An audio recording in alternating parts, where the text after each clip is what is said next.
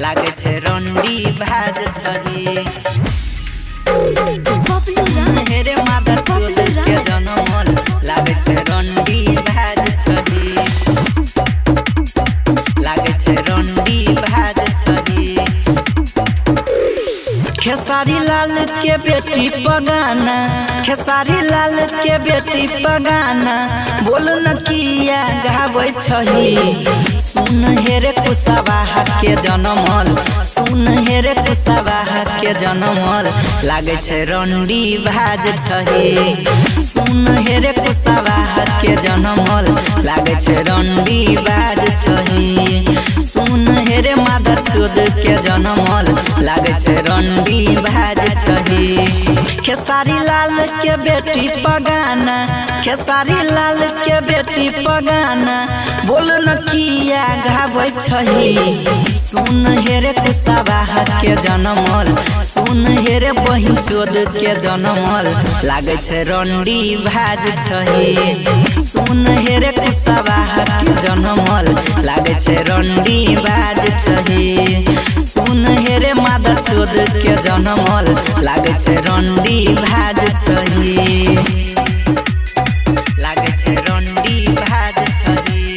हेरे मादर चोद सुन हेरे मादर चोद के जनमल लागे छे रंडी भाज छही पैर कट पर चढ़ा के काटबो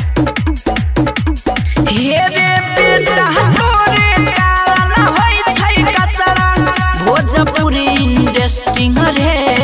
अबारी तोरो बहिन के करबाऊ मिल के सब टेस्टिंग रे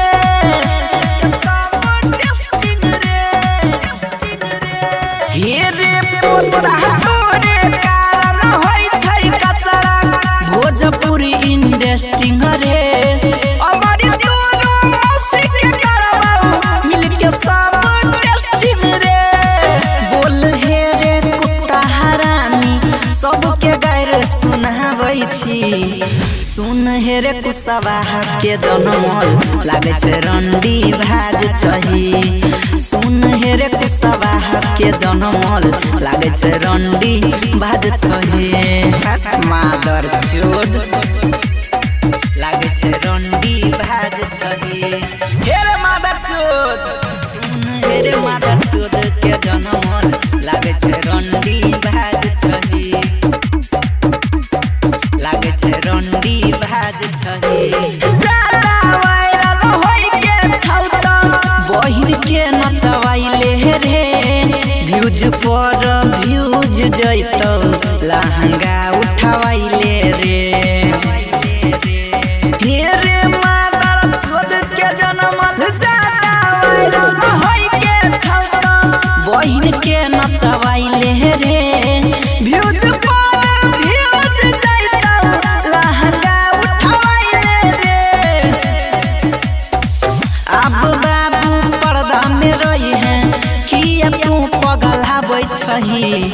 सुन हेरे कुशवाहा के जनमल लागे छे रंडी भाज छही सुन हेरे बहिन चोद के जनमल लागे छे रंडी भाज छही काट देबो मां।